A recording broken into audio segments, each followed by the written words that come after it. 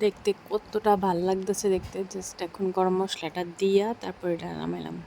তো অবশ্যই হয়তো তোমরা কিছু কিছু বুঝতে পারছো যে জিনিসটা কি। তো এখন চলো এটা স্টার্ট করতেছি রান্না করা, যে আমি এটা কীভাবে রান্না করলাম। তো hello friends, welcome to my channel and welcome to my page Babai's lifestyle. তো মাশরুম তো আমরা সবাই খাইয়া থাকি। তো এখন আমি একটা মাশরুমের নিরামিষ রেসিপি দেখামু, যে নিরামিষ কিভাবে রান্না করে। আমিষ তো আমরা সবসময় খাই। তো দেখো এখানে আমি লইয়া লাইছি ওয়েস্টার মাশরুম। এটা কয় ওয়েস্টার মাশরুম। মাশরুম অনেক রকমের আছে আমরা জানি, তো এটা হচ্ছে ওয়েস্টার মাশরুম। তো এই মাশরুমটিরে এখন দেখো এটিরে কাটলামও আমি সাইজ করে সেরা। তো এই দেখো একদম চিকন চিকন করে, একদমই চিকন চিকন করে কাটতে লাইছি, আর দেখতেও খুব ভাল লাগতেছে। তো এখন চলো স্টার্ট করি আর কি কি লাগে সঙ্গে এটা। তো আমি একটা কাজ করতেছি, আমি এটার একটু বয়েল করে লাইতেছি, মানে ফুল বয়েল করতাম না, জাস্ট একটু হাফ বয়েল করুম করে নামাইলাম। তোমরা না করলেও পারো, কারণ এটা করতে লাগে না। তো এটা করতে কি কি লাগবে, এখানে লুচি কাজু বাদাম, টমেটো কুচি একটা, আদা কুচি আর লঙ্কা কুচি। এগুলিরে মিক্সের জারে দিয়া আমি ভালো করে পেস্ট, একদম একটা স্মুথ একটা পেস্ট বানাইলাম ওইটারে দিয়ে সেরা।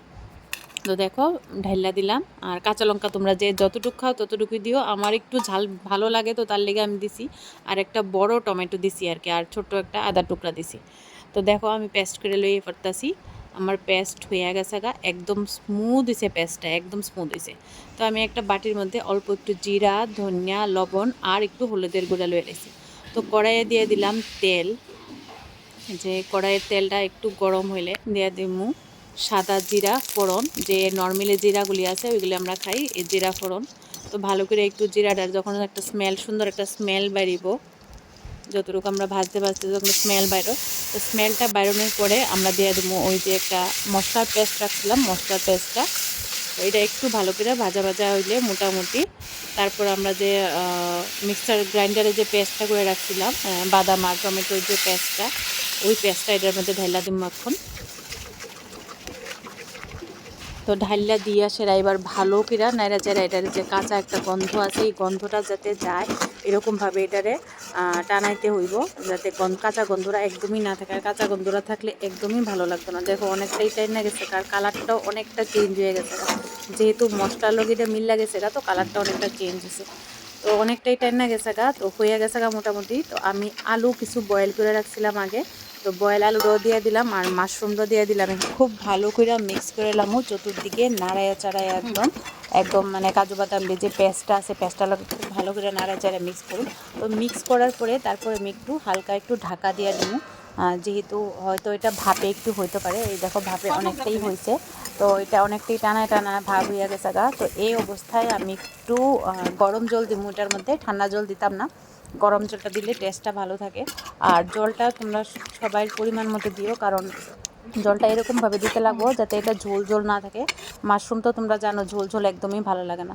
তো এর মধ্যে দিয়ে দিলাম এটার মধ্যে একটু শিমলা মরিচ, আর শিমলা মরিচ আনছিল বাজার থেকে, তো ভাবলাম একটু শিমলা মরিচ দিলে হয়তো ভালো লাগবো, যেহেতু এটা নিরামিষ রান্না করতেছি। তো শিমলা মরিচগুলো একটু সিদ্ধ হইতে লাগবো, তার লেগে দিয়ে দিলাম ঢাকা।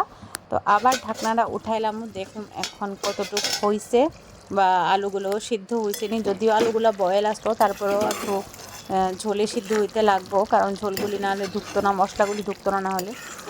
তো ভালো করে নাড়ায় চাড়ায় দিলাম, কারণ কাজু বাদাম যেহেতু আছে একটু নিচে দিয়ে একটু মানে লাইগা গেছে, যদিও পুরা লাগছে না বাট একটু লাইগা উঠছে বাস। এই দেখো আলুটা অনেকটাই সিদ্ধ হয়ে গেছে তো হয়ে গেছে মোটামুটি। এবার দিয়ে এলাম গরম মশলা দিয়া এবার ভালো করে নাড়াইয়া চাড়াইয়া এটারে, তো এরপর এটারে নামাইলাম। তো দেখো এইভাবে নিরামিষ মাশরুম খাওয়া যায়, বা নর্মালি তোমরা শুধু টমেটোর পেস্ট দিয়েও খাইতে পারো। তো আমি একটু স্বাদটা বেটার করার লিগে এটার মধ্যে কাজু বাদাম দিছি। তো আমার মাশরুমের নিরামিষ তরকারি রেডি হয়ে গেছে এই দেখো এখন বাটির মধ্যে সার্ভ করে লাইছি, আর অনেকটাই সুন্দর লাগতেছে। আর যতটা না সুন্দর লাগতেছে ততটা ভালো লাগছিল, খুবই টেস্টি হয়েছিল। কারণ নিরামিষ আমরা রান্না করে খাই না যথারীতি, আমরা সবসময় আমিষ খাই। তো অবশ্যই এরকমভাবে ট্রাই করে অবশ্যই দেখো কীরকম লাগে। তো আজকের ভিডিওটা যদি ভালো লাগে অবশ্যই একটা লাইক একটা কমেন্ট করে দেবে। আজকের লিগে এখানেই শেষ করতে